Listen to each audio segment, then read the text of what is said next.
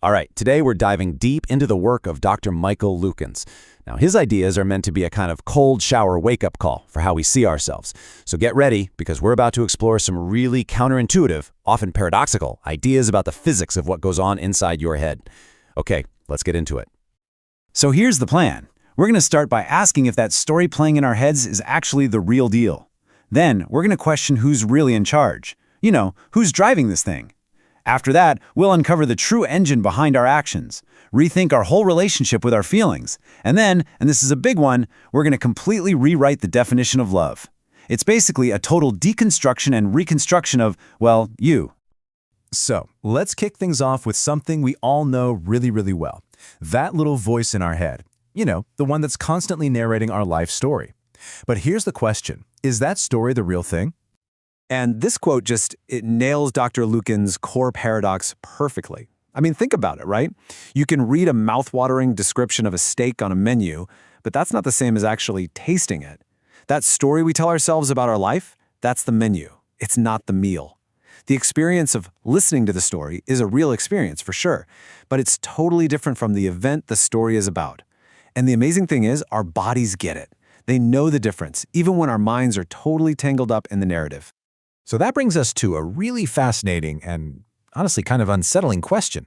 If that inner narrator is just telling a story, is it really in charge of the car? Or is it just a commentator yelling from the back seat? Let's just face this one head on. We all walk around feeling like we're in control, right? That our thoughts are what guide our actions. But Dr. Lukens really challenges this. He suggests that this belief we have in free will, well, it might not be nearly as straightforward as we like to think. And check out the irony in this slide. It's such a powerful image. Imagine you're a single molecule of water in a giant wave. You feel totally in control when you just, go with the flow. But here's the kicker. You're getting carried to the shore by that wave, whether you accept it or not. That feeling of control, it's just an attitude. It's not the reality of the situation.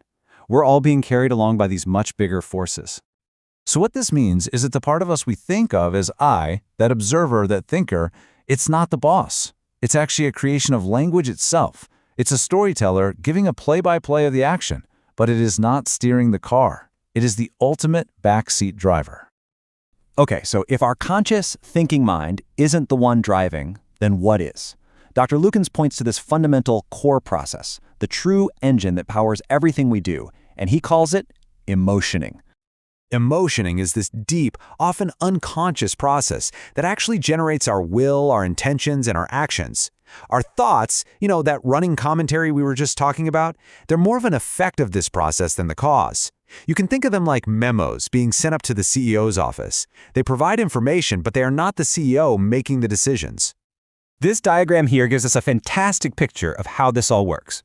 So it starts when we perceive something out in the world. Our system then immediately assigns it meaning.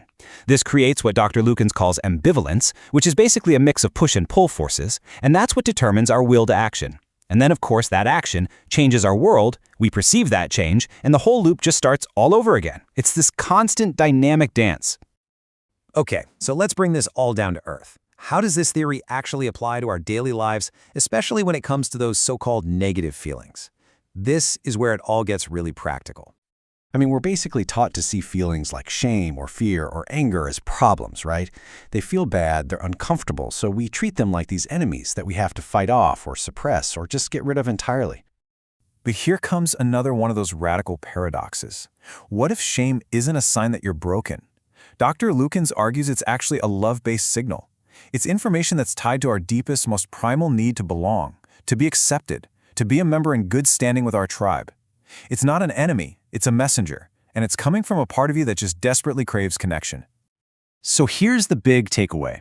These feelings aren't the problem. They are vital signals. They are crucial data.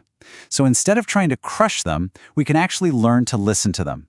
Fear is telling you what needs protecting. Anger is showing you where your boundaries are, and shame is pointing you to where you crave acceptance and belonging. It's all just information in this dance with yourself about what really, truly matters to you. All right, so after tearing down all these old ideas about our sense of self and our emotions, we can now start to rebuild our understanding of maybe the most important concept of all, and one that Dr. Lukens says has been semantically vandalized. We're talking about love. Dr. Lukens redefines love not as some fleeting feeling that just happens to us, but as something we do. Committed benevolent interest, or CBI, is an active, willed choice. It's a conscious commitment to validating that another person has a right to exist, to matter, to be okay. This isn't some passive emotion that comes and goes. It's an active form of emotioning. And this side-by-side really just makes it crystal clear.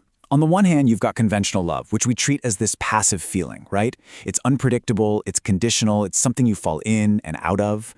But on the other hand, you have CBI. It's an active orientation. It's a practice, a choice, a commitment you make.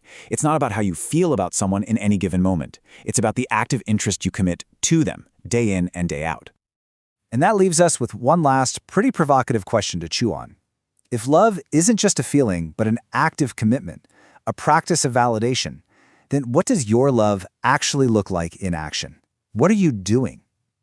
It's a really challenging new framework, but it's one that invites us all to look past the menu and to finally, truly engage with the meal of our relationships,